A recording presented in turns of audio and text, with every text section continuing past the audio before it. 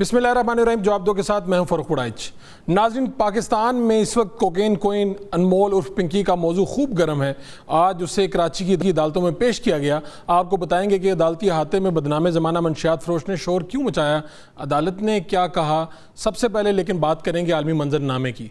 इस वक्त आलमी सतह पर माहौल खूब गर्म है। अमरीकी सदर चीन से खाली हाथ लौट चुके हैं, ताहम चीन ताइवान पर अमरीकी पॉलिसी तब्दील करवाने में कामयाब हो चुका है। जब रूसी सदर पुतिन भी चीन के दौर पर पहुंच चुके हैं, नरेंद्र मोदी यूएई के साथ दिफाई मुआहदे कर रहे हैं, मगर साथ ही नई दिल्ली पर ईरान और यूएई के इख्तलाफात की वजह से ब्रिक्स का इजलास बगैर किसी मुश्तरका एलामिया के ख़त्म हो चुका है।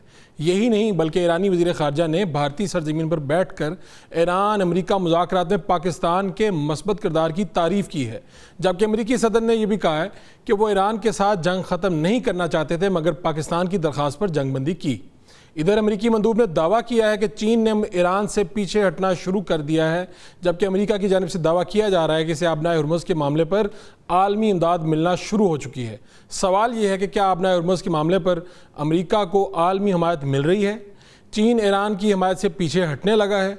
अमरीकी दावे की हकीकत क्या है? ईरानी वज़ीर ख़ारजा का भारत में बैठ कर पाकिस्तान की हिमायत का मतलब क्या है? इन तमाम सवालात का जवाब जानेंगे। हमारे साथ मौजूद हैं जावेद मलिक साहब, साबिक़ सफ़ीर हैं, रियर एडमिरल रिटायर्ड जनाब नवीद अहमद रिजवी साहब, माहिर हैं बहरी अमूर के, और ब्रिगेडियर रिटायर्ड मसूद अहमद ख़ान दिफाई तजियाकार हैं। सबसे पहले जावेद मलिक साहब, मैं आपसे आगाज़ करूँगा। अमरीकी सदर चीन के दौरे पर थे, ये बहुत इंपॉर्टेंट दौरा था, इसे इस तरह से देखा जा रहा था, और ख़ास तौर पे ईरान अमेरिका तनाज़े के भी बैकग्राउंड में कहीं ना कहीं इस पे बात हो रही थी। तो ये बताइए कि अब जब मुकम्मल हो चुका दौरा, तो आप इसे किस तरह से देखते हैं, और ख़ास तौर पे ईरान अमेरिका जो तनाज़ा है इस पर इसका क्या असर होगा इस दौरे का? जी, बहुत शुक्रिया फ़ारूक साहब। देखिए, हम ऑफ कोर्स इस वक्त दुनिया की तमाम तवज्जो जो है ईरान और अमेरिका तनाज़े पे है, देयरफॉर हम इस मामले को बिल्कुल उसी नैरो लेंस से देख रहे हैं। लेकिन मेरी आपकी इजाज़त से सिर्फ ये कहना चाहूँगा कि ये जो दौरा था, इसका जो एजेंडा था वो बहुत वाइड रेंजिंग था। उसमें ऑफ कोर्स ईरान और अमेरिका तनाज़ा भी एक उसका हिस्सा था, लेकिन अगर आप इसको देखें एक ग्लोबल जियो पॉलिटिक्स के तनाजुर में, तो मेरी नज़र में ये एक बहुत अहम संग मील है।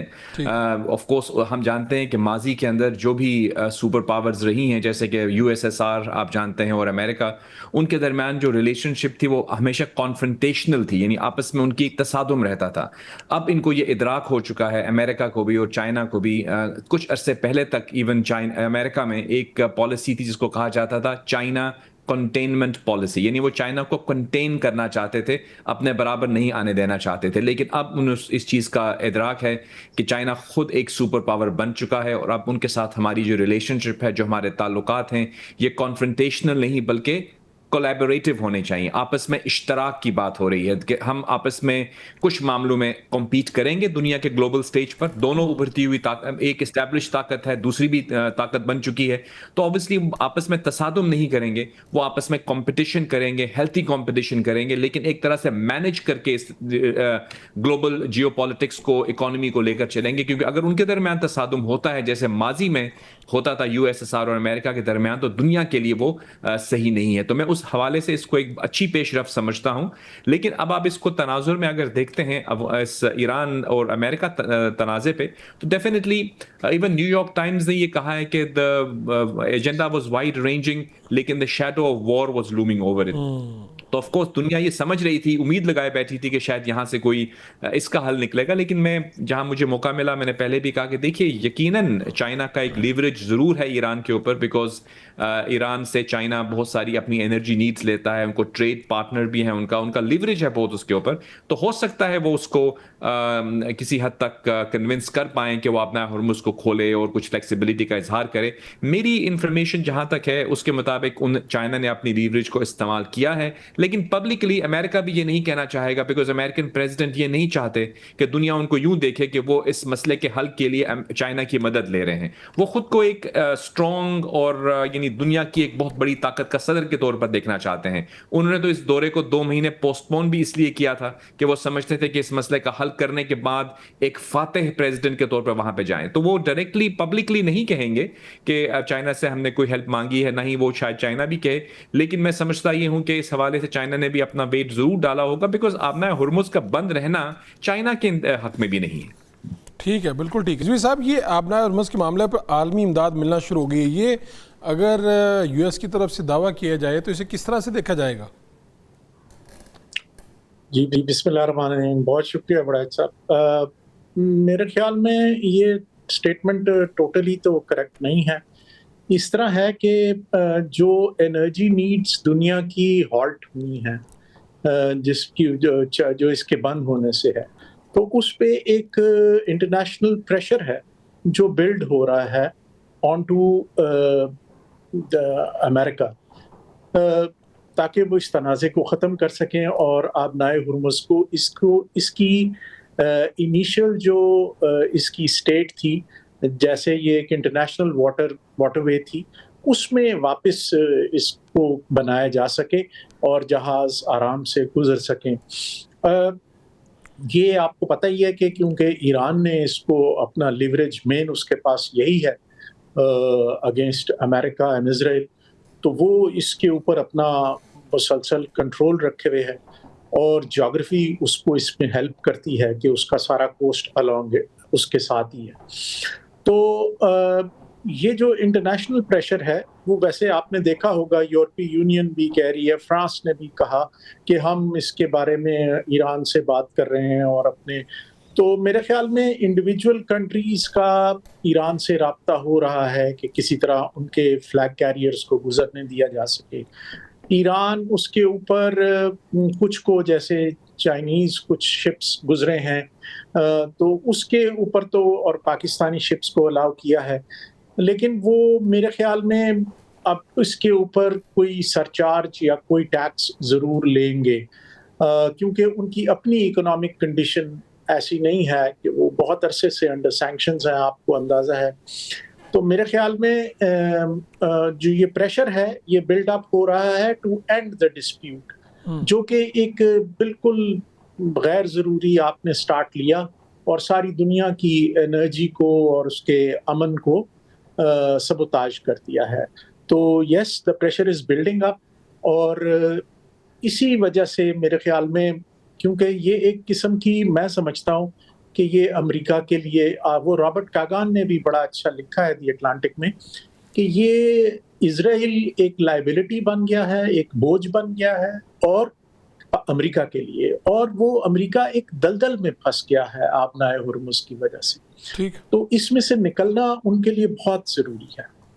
सही है मसूद साहब, ये बात चल रही है कि भाई अब इस मसले से निकलना बहुत ज़रूरी है, और ख़ास तौर पे अब फिर हम दोबारा से, चूँकि ट्रंप के जो विज़िट है चाइना का, उसके हवाले से भी क्या बदला है कुछ, या उसी तरह सिचुएशन है? कितना प्रेशर तेहरान पे है, वाशिंगटन पे है, किस तरह से आप देखते हैं? जी हाँ, बहुत शुक्रिया। देखिए, मेरे ख्याल में एक ये विजिट हम कह सकते हैं, ऑल्दो डिफरेंट ओपिनियन है, मेरा मानना it is a win win situation for China and America. और उसमें देखिए जो मेजर दो कोर इश्यूज थे, वन में से न्यूक्लियर, जब हम ईरान की बात करते हैं अभी, जी, एक तो जो न्यूक्लियर है, the second state of Hormuz है। न्यूक्लियर पे भी देखें कि इवन चाहे रशिया भी हो, वो उनका मानना है कि ईरान न्यूक्लियर वेपन्स को किसी सूरत में डेवलप न करे, इस पर सबका कंसेंसस है। अब चाइनीज भी यही मानते हैं कि वो डेवलप न करे, लेकिन बाकी वो चीजें कहते हैं कि वो पीसफुल मीन्स के लिए वो चीजें वो कर सकते हैं। सो उस पर, लेकिन चाइना ने इस पर खुल के बात नहीं की। उन्होंने कहा एक नेगोशिएटिव पॉलिटिकल सेटलमेंट की उन्होंने बात की है, that is one thing. Second बात है स्टेट ऑफ हॉर्मुज़ की, तो उसमें भी चाइना ने बात तो की, बातचीत करें, लेकिन उन्होंने ये कहा कि हम चाहते हैं कि ये खुला रहे, क्योंकि चाइनीज का अपना इंटरेस्ट है, 80% ऑयल उनका वहां से गुजरता है, that is one thing. Second, China ने ये भी मानना है कि they don't want to see the militarisation of state of Hormuz, so उनका वो भी उसमें एक चीज है। लेकिन स्टिल ये, लेकिन उन्होंने खुल के ईरान की या आप समझे मुखालिफत नहीं की, लेकिन यकीनन जैसे प्रेसिडेंट ट्रम्प ने बात की है, उन्होंने कहा कि भाई, प्रेसिडेंट शी ने कहा कि वो हर किस्म की मदद करने को तैयार है। और हो सकता है देखें कि चाइना का फोकस रहा है ईरान पर है, तो 5 पॉइंट वही थे जो आप समझ लीजिए, जब हमारे यहाँ से डार साहब गए थे चाइना, वहां पे वांग यी से मिले थे, उसके बाद 5 पॉइंट्स का कम्युनिके निकला था, उसमें वो चाइना का प्रेसिडेंट शी का अभी भी फोकस है, दैट इज पीसफुल कोएग्जिस्टेंस है। So it is not only Iran, but वो जिस कंट्रीज को भी इसमें शामिल करते हैं, वो पॉलिटिकल डायलॉग की बात करते हैं, शेयर्ड वो कोऑपरेशन की बात करते हैं, शेयर इंटेलिजेंस शेयरिंग की बात करते हैं, तो वो कहते हैं हमें इस पे फोकस करना चाहिए। तो लेकिन एक आप चीज देख लें कि अभी इसमें एक जिस तरह कल अब्बास अराक्ची ने इंडिया में बात की, तो एक ईरान की तरफ से ये इत्तलात हैं कि अब जो शिप्स गुजर रहे हैं स्ट्रेट ऑफ हॉर्मुज से, एटलीस्ट उन्होंने डीप्रायोरिटाइज कर दिया है ईरान ने कि जो टोल टैक्स ले रहे थे फॉर द टाइम बीइंग नहीं ले रहे हैं। ठीक है। लॉन्गर रन में दे हैव डिसाइडेड कि हम लेंगे। तो एक मैसेजिंग उन्होंने वहां से भी की है, और फिर ट्रम्प ने भी एक फ्लेक्सिबिलिटी की बात तो की है, लेकिन वो सुबह शाम उनके जो डिफरेंट स्टेटमेंट्स आते हैं, this is what the concern Abbas Araghchi ने भी कहा, उससे मजीद हालात खराब होते हैं। लेकिन ये है कि जनरली आप देखा जाए तो this is a consensus between China and America कि पीसफुल कोएग्जिस्टेंस और डेवलपमेंट या पीस हो इन द मिडिल ईस्ट। बिल्कुल ठीक हो गया। जावेद मलिक साहब, ईरानी वज़ीर ख़ारजा इंडिया में मौजूद हैं, वहाँ पर उन्हें कहा भी जाता है, पूछा भी जाता है, कोशिश भी की जाती है, लेकिन पाकिस्तान के हवाले से तो बहुत ज़बरदस्त उनकी स्टेटमेंट सामने आती है। साथ ही साथ में इसे जो इंडियन वज़ीर आज़म की यूएई के सदर से मुलाकात है, वो अमारात पर हमलों की मज़म्मत भी कर रहे हैं। इन दोनों पिक्चर्स को मैं देखना चाह रहा हूँ, अगर आप इसको ज़रा तफसील से बता सकें। कि जहाँ पे बात की जाती है कि आबना हुर्मुज़ ओपन हो, मैं एग्री करूंगा हमारे पैनलिस्ट से कि देखिए इवन ये जो आबना हुर्मुज़ हो या इवन न्यूक्लियर का मसला है, इसके ऊपर हम प्रेसिडेंट ट्रंप को एक मिनट के लिए अगर हम इमेजिन करें कि वो अमेरिका के सदर नहीं है, उनको आप साइड पे ले जाइए, किसी और को, ओबामा होते, यहाँ पे क्लिंटन होते, बुश होते, कोई भी प्रेसिडेंट होता, तो उनकी भी यही पॉलिसी होनी थी कि न्यूक्लियर के हवाले से ईरान को अपने एम्बिशंस को कर्टेल करना पड़ेगा। यही पॉलिसी यूरोप में भी पाई जाती है, रशिया भी यही कहता है, चाइना भी यही कहता है। दुनिया में कोई ऐसा मुल्क नहीं मिलेगा आपको जो ये कहे कि ईरान को एक न्यूक्लियर ताकत बनने देना चाहिए। तो ये तो एक एग्रीड प्रिंसिपल है, इसको कनेक्ट करना प्रेसिडेंट ट्रंप से मुनासिब नहीं होगा। ये एक स्टेटेड पॉलिसी है, जो JCPOA एग्रीमेंट हुआ था उस प्रेसिडेंट ओबामा के जमाने में, उसमें भी ईरान ने ये एग्री किया था कि वो ये नहीं करेंगे। अब दूसरी चीज जो है वो ऑफ कोर्स आबना हुर्मुज़ है, जो जंग से पहले तो इसका यहाँ पे कोई इसका थी नहीं, ये तो एक इशू ही नहीं था। जंग के बाद यहाँ पे आमदोरफ्त, जी आमदोरफ्त यहाँ तो हिस्टोरिकली ये जो है इंटरनेशनल वाटर है, और as a student of international law मैं आपको बता सकता हूँ कि इंटरनेशनल वाटर में राइट ऑफ नेविगेशन जो है उसको कोई कर्टेल नहीं कर सकता। अनफॉर्चुनेटली जब ईरान ने इसको रोका, या सबसे पहले ब्लॉकेड ईरान ने लगाया था, आपको याद होगा, उसके बाद फिर अमेरिका ने काउंटर ब्लॉकेड किया उसको, और ये दोनों मेरी नज़र में गलत एक्ट्स हैं, बिकॉज इसको रोकना जो है वो इंटरनेशनल लॉ के खिलाफ है, इसको नहीं होना चाहिए, खुसूसन ऐसे पानी को जिस पे आपका हक ही नहीं है। यानी वो पानी का कुछ हिस्सा आप कह सकते हैं कि हमारी टेरिटरी से लगता है, लेकिन उसका बहुत बड़ा हिस्सा जो है वो ओमान के वाटर्स में आता है। और दूसरी बात अब जो ये कही जा रही है, जिसके बाद प्रेसिडेंट ट्रंप ने कहा, जो आखिरी मुसव्विदा फरूख भाई जो अमेरिका गया था वाशिंगटन, तो वहां पे उसको पढ़ने के बाद प्रेसिडेंट ट्रंप ने ये कहा था कि ये अनएक्सेप्टेबल है। उसकी वजह क्या है? उसकी वजह ये है कि न्यूक्लियर मिसाइल प्रोग्राम और तीसरा जो उनका प्रॉक्सीज का इशू था वो तो था ही, उस पर निगोसिएशंस हो रही थी, लेकिन उन्हें चौथी चीज एक इंट्रोड्यूस कर दी, जिसमें ईरान ने ये कहा कि मुस्तकबिल के अंदर हम आबना हुर्मुज़ का एडमिनिस्ट्रेटिव सॉवरेनिटी हमारे पास होगी, गोया यहां से आमदोरफ्त हम कंट्रोल करेंगे। अब ये कैसे एक्सेप्टेबल हो सकता है? ये नाकाबिले कबूल थी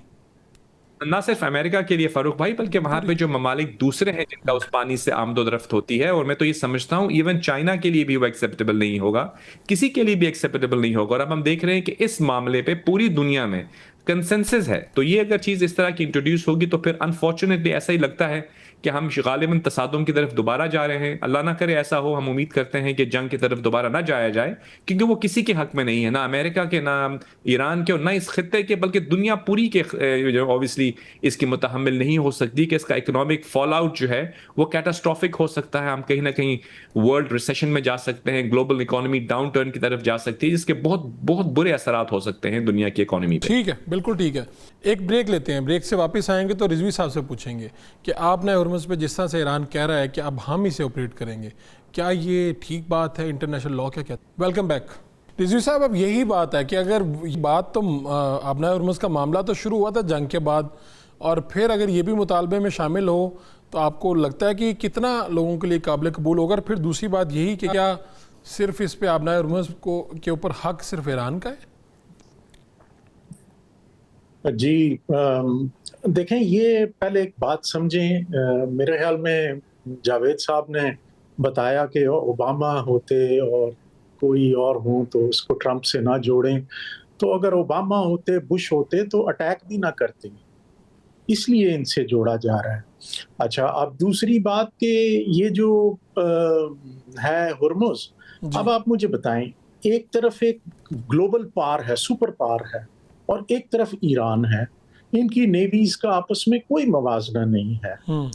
आपको अपने एनिमी को हिट करना है, अब आप उसको फिजिकली नहीं कर सकते क्योंकि आपके पास वो सब वेरविदाल नहीं है, तो आपने उसको इकोनॉमिक पेन देने का सोचा है, जो आप कर सकते हैं। देखिए ना, ये एक थोड़ा सा एसिमेट्रिक, और ईरान उसमें मेरे ख्याल में हक बजानिब है कि उसने अपने उसके लिए रहने के लिए वायबल, उनकी आप ये सोचें कि बिला जवाज पूरा लीडरशिप उड़ा दी गई, मुल्क के वो बच्चियों के स्कूल को तब मारा और इतनी सारी शहादतें। आप क्या समझते हैं कि जब हमारे घर में इस तरह होगा तो वो भी तो आगे से रिस्पॉन्ड करेंगे ना? उनके लिए आबनाए हुर्मुज़ is the biggest leverage in this war. और अब उसका जो ये पहले जो लॉ ऑफ द सी का ये बता रहे हैं, बिल्कुल सही है कि वो इंटरनेशनल वाटरवे थी और उसमें से हर जहाज को गुजरने का हक हासिल है। लेकिन अब जो इसका स्टेटस चेंज किया है वो यूनिलैटरली ईरान ने किया, इस वजह से कि नाउ ही वांट्स कि भाई जो आपने ये मेरे साथ किया है तो मेरे पास क्या होगा, जो मुझे, मेरे ख्याल में वो इसको नेगोशिएशंस में इस्तेमाल करेंगे एंड एट सर्टेन पॉइंट हो सकता है कि वो इसके ऊपर इसको फोरगो कर दें या इसको टाइम बाउंड कर दें। लेकिन ये सारी चीजें नेगोशिएशंस की हैं, लेकिन उसके पास ये लिवरेज है और वो इसको इस्तेमाल कर रहा है, मेरे ख्याल में करना चाहिए। ठीक है। मसूद मैं इस साहब, पे एक बात कहना चाहूंगा, अगर आप मुझे इजाजत दें। जी। फरूक भाई, मैं ये कहना चाहूंगा, देखिए हम क्योंकि यहाँ पे बात कर रहे हैं पाकिस्तान के पॉइंट ऑफ व्यू से, हमारी जो स्टेट की पॉलिसी है, हमारे जो प्राइम मिनिस्टर, फील्ड मार्शल और फॉरेन मिनिस्टर, हम क्या कर रहे हैं, हम एक इंडिपेंडेंट न्यूट्रल आर्बिट्रेटर या आप कह सकते हैं पीस बिल्डर या मीडिएटर का रोल अदा कर रहे हैं। ठीक है, हम सालिस का किरदार अदा कर रहे हैं। लिहाजा हमें, मेरी नज़र में, मेरी हम्बल राय ये है कि हमें इस पे एक न्यूट्रल ऑब्जर्वर की तरह बात करनी चाहिए, क्योंकि हम ना अमेरिका की साइड पे हैं ना ही हम ईरान की साइड पे हैं। हम एक न्यूट्रल स्टांस लेकर आगे बढ़ेंगे, ये हमारी स्टेट पॉलिसी है। और मैं समझता हूं कि हम अगर इस चीज़ को देखें तो न्यूट्रलिटी इसका तकाजा करती है कि जो इंटरनेशनल लॉ है, चाहे अगर उसको अमेरिका ने तोड़ा है वो भी उससे पीछे हटे, और अगर ईरान ने तोड़ा है उसको भी पीछे हटना चाहिए, क्योंकि ये इस मसले का हल करने की हम कोशिश कर रहे हैं। अगर हम मैक्सिमलिस्टिक जो उनकी पोजिशंस हैं उन्हीं को एम्पलीफाई करेंगे तो फिर तो इस मसले का हल नहीं निकलेगा, फिर तो हमें सालिसी भी नहीं करनी चाहिए। ठीक है, बिल्कुल ठीक है। मसूद साहब, नहीं, मैं आई डिफर विद इट। देखें, ये बात इस तरह नहीं मैं कह रहा, I am not taking sides, लेकिन मैं आपको पॉइंट ऑफ व्यू बता रहा हूँ। ठीक है कि ईरान इसको इस तरह देख रहा है और अमेरिका उसको डिफरेंट तरीके से देखेगा, लेकिन ये एक पॉइंट ऑफ व्यू है। जी ठीक है, आप दोनों का पॉइंट ऑफ व्यू है, ठीक है, मुनासिब है। मसूद साहब से की तरफ चलते हैं। मसूद साहब, साथ साथ मैं ये भी, यानी ये नुक्ता भी दरमियान में रख दूं कि ईरानी वज़ीर ख़ारजा ने ये भी बयान दिया है कि भाई अमेरिका की जानिब से अहम पैगाम मिल गया है, और फिर जो मोहसिन नकवी साहब हैं उनके हवाले से भी ख़बरें हैं कि वो भी तेहरान पहुँच गए हैं। ये बातें भी हैं, लेकिन मैं ओवरऑल सिनेरियो के ऊपर बात कर रहे हैं मसूद साहब कि अब आबनाए हुर्मुज़ वाला मुतालबा भी, ये बात कहाँ जाके रुकेगी, कैसे हल होगी? सारी दुनिया तो इस तरफ देख रही है, कमज़ोर मईशतें जो हैं वो मज़ीद पिस रही हैं। जी हाँ, देखें ना कि half of the world economy that depends on strait of Hormuz है। सो इम्पैक्ट खाली खिते में नहीं है, सब में है, और फेल्ट वो tremors are being felt United States में है। इन्फ्लेशन वहां पे भी है, गैस की कीमतें वहां बढ़ गई, तो इम्पैक्ट तो वहां पे है, और तो दैट्स वाई चाइना का भी इसमें इंटरेस्ट है।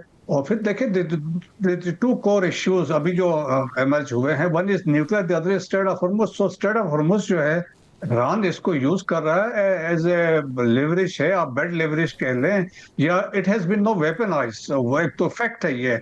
और फिर इसके अलावा फिर इंटरप्रिटेशन की भी बात है, इंटरनेशनल वाटर्स के मुताबिक, कानून के मुताबिक, सी लॉ ऑफ सीज के मुताबिक it has to be in international waters.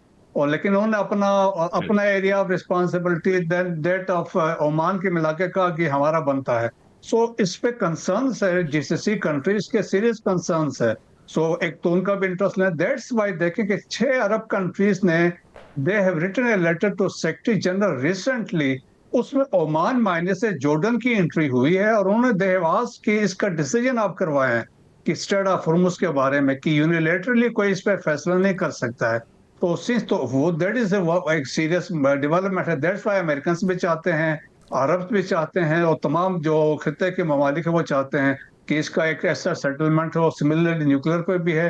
अब अब्बास अराक्ची की वो जो प्रेस कॉन्फ्रेंस से मैंने देखी थी और मैंने उसको फॉलो किया, और यकीनन उस पर जब ये सवाल हुआ तो उन्होंने सिंस वो वाज सिटिंग इन दिल्ली और बैठे हुए थे वहां पे अपने एम्बेसी में, वहां से सारे इंडियंस थे वहां पे, सो वहां पे जितने सवाल हुए तो यकीनन देखें everybody was trying to undermine Pakistan जो पीस एफर्ट्स कर रहा है, पाकिस्तान की क्रेडिबिलिटी को अंडरमाइन करने की कोशिश कर रहे थे, पाकिस्तान के रेलेवेंस को अंडरमाइन करने की कोशिश कर रहे थे। सो दैट्स व्हाई एक सवाल ये हुआ था कि पाकिस्तान हैज फेल्ड, तो उन्होंने कहा भाई पाकिस्तान नहीं हुआ है, उन्होंने कहा अमेरिका है जिसकी वजह से ये मसाइल आ रहे हैं। लेकिन वो आपकी बात जावेद साहब कह रहे हैं वो सही, उन्होंने ऐसी बात की कि उन्होंने कहा चाबहार है, तो सिंस वो इंडिया में बैठे हुए थे अपना नेशनल इंटरेस्ट के हिसाब से उन्होंने बात की।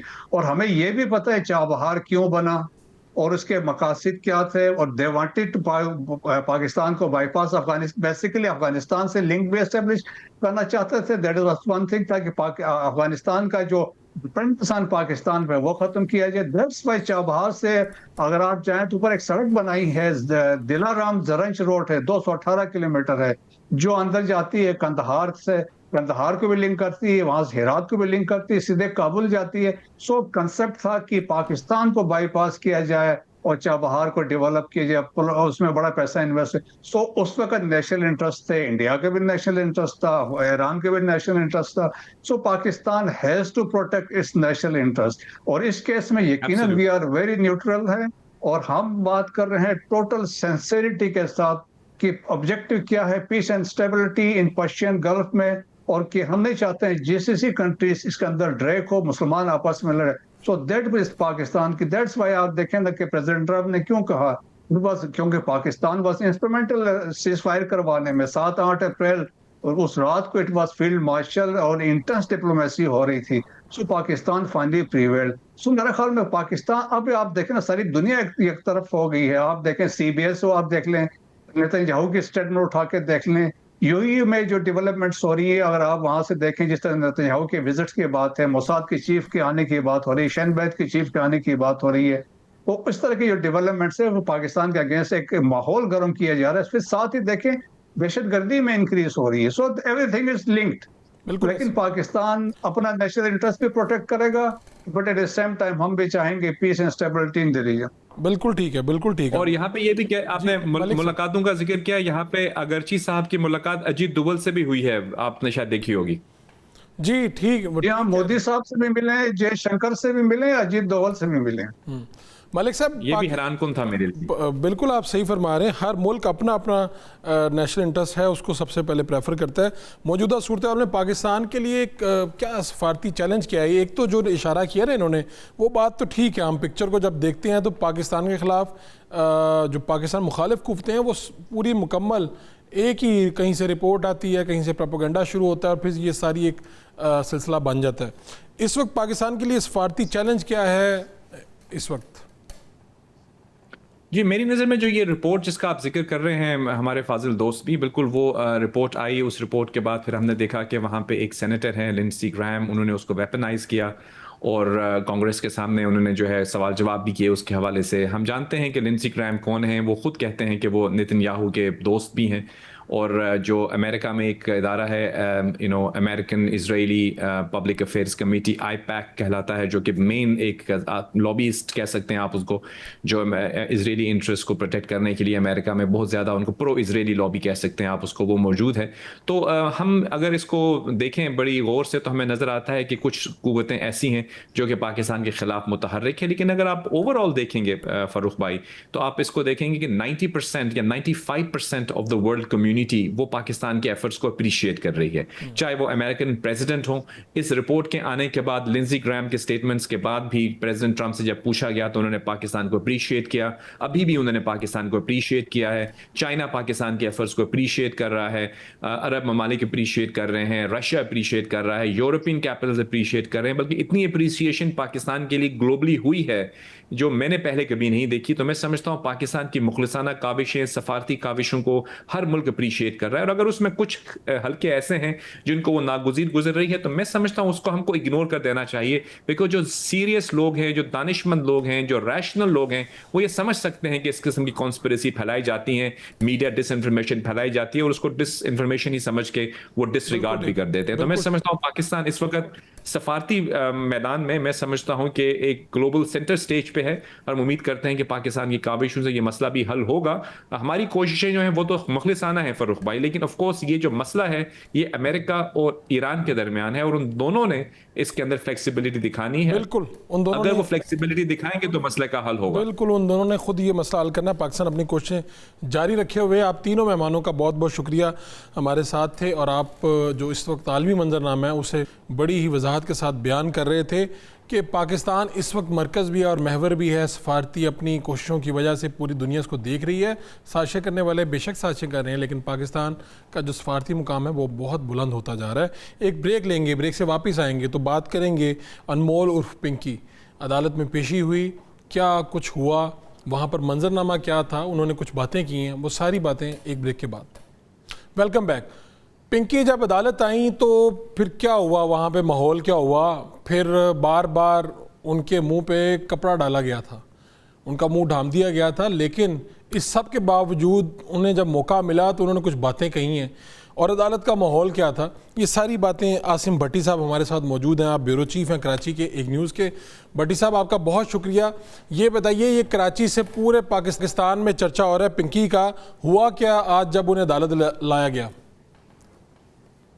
देखें, पिछली दफा जब वो अदालत में आई तो उनको बड़ा दोस्ताना माहौल सा दिखाई दिया था, शायद वो इस बार भी वही समझ रही थी, लेकिन इस बार बिल्कुल मुख्तलिफ था पुलिस का अंदाज। पुलिस ने उसको इंतहाई सख्त सिक्योरिटी में जो है वो अदालत में पेश किया, और इस दौरान जब उसने अपनी गैर मामूली जो देखी अपनी, तो उसके बाद वो आपे से बाहर दिखाई दी।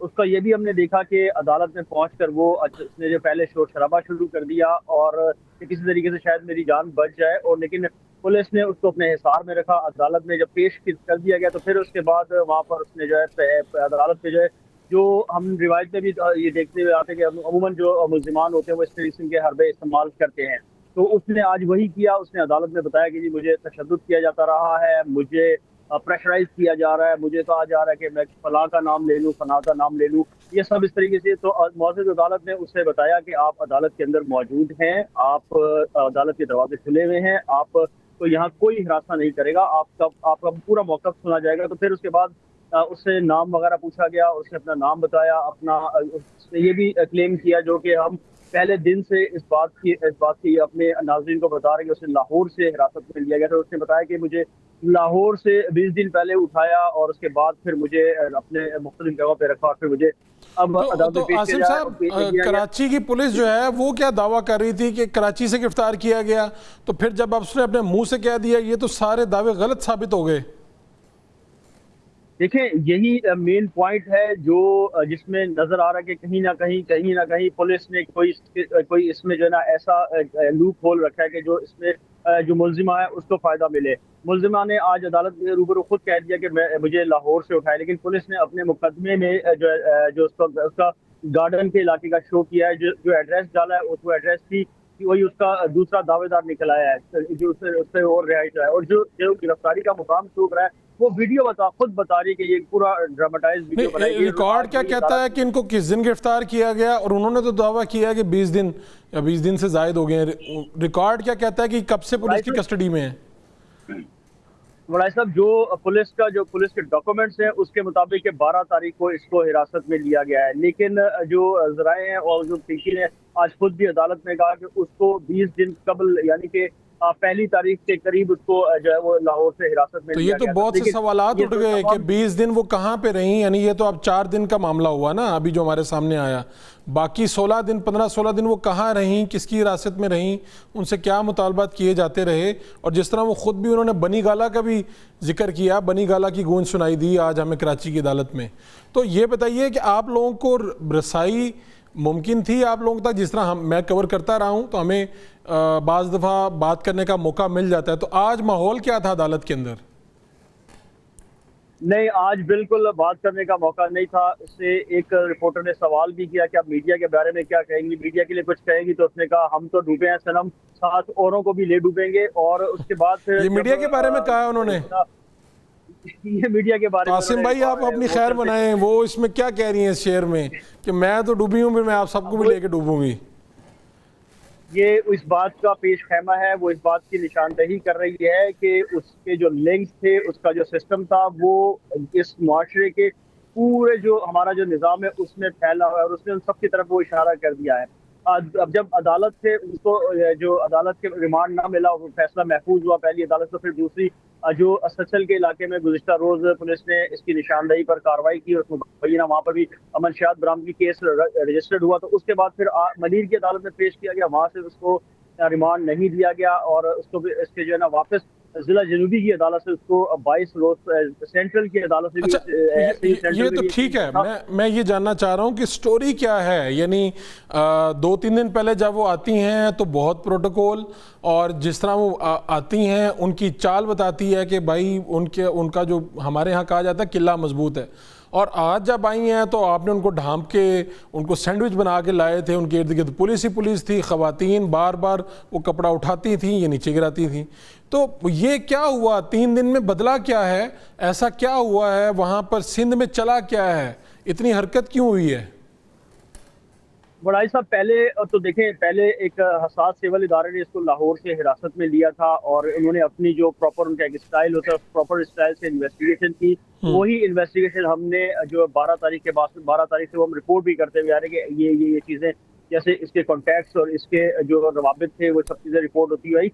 तो इसका किला मजबूत था, यानी और वो पहले दिन से ही पता लग गया था कि इसने इसके जो इर्द गिर्द के लोग हैं वो भारी भरकम ऑफरें करते फिर रहे हैं। जब पुलिस में FIR हुई गार्डन थाने में, तो उस वक्त भी वो इनके लोग पूरे मौजूद थे जो इर्द गिर्द से राब्ते कर रहे थे किसी तरीके से भारी भरकम रकम देके इसको निकाल लिया जाए, लेकिन ऐसा नहीं हो सका।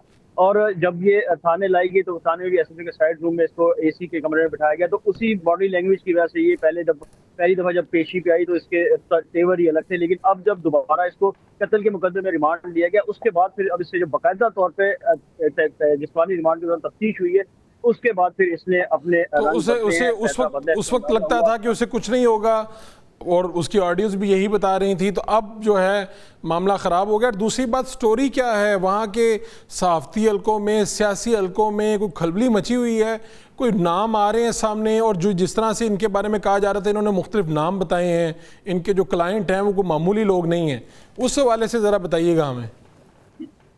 बड़ा साहब, बिल्कुल इसके क्लाइंट मामूली लोग नहीं है। ब्यूरोक्रेसी में स्पोर्ट्समैन है, और उसके अलावा बिजनेसमैन, बड़े बड़े बिजनेसमैन, टाइकॉन टाइप के लोग हैं।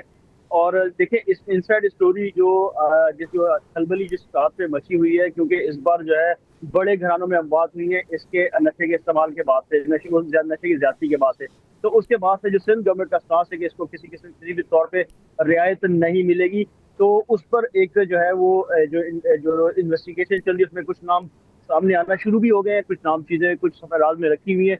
इसका जो सर्कल में जो गैर मुल्की शहरी थे जो इसके नेटवर्क में थे, उसमें से चंद लोगों को हिरासत में भी ले लिया गया है। इसके करीबी 2 जो हैंडलर थे उनको भी हिरासत में कितने केसेस हैं कराची में, सिंध में कितने केसेस हैं जो इन पे दर्ज हैं? मुकदमात कितने हैं? देखिए, 6 मुकदमात गिजरी थाने में है, 5 मुकदमात जो है वो दरख्शा थाने में है, डिफेंस थाने में है, बगदादी थाने में 1 केस है, और इसके अलावा स्पेशल इन्वेस्टिगेशन यूनिट सेल जो सेंट्रल का है उसमें भी 1 केस दर्ज है। तो मजबूरी तौर पर 16 के करीब जो है वो। आसिम भाई, मुझे ज़रा समझाइएगा, मेरे लिए समझना बहुत मुश्किल होता जा रहा है कि 16 मुकदमात हों किसी पे, और कराची पुलिस की नज़र ही ना उस पर जा रही हो, और फिर एकदम 3 दिन के अंदर बगदादी पुलिस कभी कहीं पहुंच जाती है, कभी कराची का कोई थाना पहुंच जाता है। ये क्या हो रहा है? यानी इससे पहले क्या ये इतनी ख़तरनाक मुजरिमा थी कि किसी तक पहुंच नहीं, मुलजमा थी कि इस तक पहुंच ही नहीं हो रही थी, या इसके ऊपर किसी की नज़र ही नहीं थी? क्या हुआ क्या था? अब क्यों एकदम दौड़े लग गई हैं पुलिस की? नहीं, पुलिस की नजरें पहले भी थी, और जो मुताल्लिका महकमे उनकी नजरें पहले भी थी। नजरें क्या थी कि इससे कबल यही समझने वाली बात है कि इस बार इसके साथ हुआ, इससे पहले नहीं होता था। इस बार बाकायदा तौर पर ये गिरफ्तार हुई, और इसको मुकदमात और इसको पुलिस इंटरोगेशन, इसको कोर्ट का सामना करना पड़ा। इससे कबल जितनी बार भी ये हिरासत में ली जाती रही है इन्हीं मुकदमात में, ऐसा नहीं कि हिरासत में ली गई, इन्हीं मुकदमात में जब जब हिरासत में ली जाती रही है, भारी भरकम रिश्वत दे के कराची में भी, पंजाब में भी रिश्वत देती रही है। इसके भाई को कराची में एक हेड कांस्टेबल ने उठाया, उसको इसने 30 लाख दिए, बाद में मजीद पैसे दिए तो खुद इसके इंटरोगेशन में 1 करोड़ के करीब उसको दे चुकी है। इसी तरीके से दूसरे जो एक ANF के ऑफिसर्स का इसने नाम दिया, उसको भी भारी भरकम रिश्वत देकर ये निकलती रही है। तो बाज़ाब्ता तौर पर पहली दफा जब वो चिड़ी की जान जब शिकंजे में आई है तो अब उसको पता लगा कि फंदा कितना मजबूत है। पहले इसको अंदाजा नहीं होता था, पहले अपना पैसा असर रसूख पहले वो पैसे दे के अपना फंदा जो है वो उसे खुला करवा लेती थी और फिर उस फंदे में से निकल जाती थी। अब जो है वो फंदा किसी और वजह से उसके खिलाफ घेरा भी तंग हो गया। मुझे आखिरी सवाल आपसे ये पूछना है कि सिंध पुलिस और पंजाब पुलिस के दरमियान में भी इस हवाले से कोई राब्ता हुआ है, खतो किताबत हुई है, कोई मालूमात का तबादला हुआ है, क्या चल रहा है? और कुछ तो लोग कह रहे थे खींचातानी भी चल रही है, असल कहानी इस हवाले से क्या आपके पास मालूमात है? देखें, डे 1 से जब ये मुकदमा, जब ये केस सामने आया तो उसके बाद से वेरी नेक्स्ट डे जब इंक्वायरीज कंडक्ट की गई, इसी दौरान कराची पुलिस के एक आला ऑफिसर्स ने जो है वो पंजाब पुलिस के हुकाम से रब्ता कर लिया और उन्हीं की जानिब से कहा गया कि ये नाम है, ये शनाख्ती कार्ड, ये चीज़ें हैं, ये प्लीज़ अपने वहाँ पर केसेस चेक करना शुरू करें ताकि इसमें मजीद घेरा तंग किया जाए या मजीद इस पर एविडेंस इकट्ठे किए जा सके। तो उसके बाद ही वो केसेस भी सामने आना शुरू हुए कि ये भी वहाँ पर मुकदमा दर्ज है, कोर्ट लखपत में मुकदमा दर्ज है। तो इनकी आपस में कोऑर्डिनेशन है। अब जो कल हमारी तफ्तीशी हुकाम से बात हुई थी, उनके मुताबिक न सिर्फ पंजाब बल्कि federal government, federal Islamabad police वहाँ भी रवाबित हुए हैं। उसके अलावा कश्मीर में, मरी में, KPK में और मुख्तलिफ शहरों के जहाँ जाके इसके ठिकाने सामने आते जा रहे इन्वेस्टिगेशन है, वहाँ राब्ते कर रहे हैं। लेकिन बहुत सारी चीज़ें ऐसी है जो हम मोहतात अंदाजे में, हम खुद भी उसको इसलिए कि वो इन्वेस्टिगेशन पर असरअंदाज होंगी और वो जो इस किरदार जो इस नासूर को बैक साइड पे पाल रहे थे या इनको चला रहे थे, जो लोगों के बच्चे मार रहे थे, उनके नाम अगर अभी फौरी तौर पे सामने आना शुरू हो जाते हैं तो फिर ये भागने में इनको आसानी होगी। तो बनी गाला वाली जो बात है, बनी गाला के हवाले से उन्होंने एक बात की जो पूरी नहीं आ सकी कि जी मुझे कहा जा रहा है बनी गाला के हवाले से, वो क्या है? अगर वहाँ पर लोगों ने सुनी हो एग्जैक्टली क्या हुआ था? देखिए, इसमें मैं बैसिर क्राइम रिपोर्टर, एक इसमें जो ट्रू स्टोरी वो ये है कि 2018-19 में एक इसी नेटवर्क का मेन बंदा पकड़ा गया था, उसका नाम था विकी। अच्छा। उस विकी ने अपनी गिरफ्तारी के बाद जो है, अपनी हिरासत में लिए जाने के बाद जो है, उसने ये इंकशाफ किया था कि उनकी पूरी चेन है और वो जो है वो PM हाउस तक जाती है। वो जो है ना पूरा एक सिस्टम पूरा उनका जो है बनी गाला और इस तरह के इसने जिक्र किया था। उसके बाद फिर चूंकि उस टाइम पे प्राइम मिनिस्टर साहब मौजूद थे तो उन्होंने जो है फिर एक वो उसके फेवरेट भी थे, तो मुबैना तौर पर उस टाइम पे सिर्फ एक उसको सिंपल मुकदमा दर्ज करके उसको जेल भेज दिया गया था और उसमें भी वो उसके जो है वो बाद में रिहाई हुई। लेकिन उसमें उस वक्त फिर ये जो नेटवर्क था वो हाथ में था और आज उसने उसी बात की निशानदेही की कि मुझे उसने वो रखा कि मुझे बनी गाला का मुझे कहा जा रहा है कि वहाँ एक बंदे का नाम लो, वहाँ एक बंदे का नाम लो।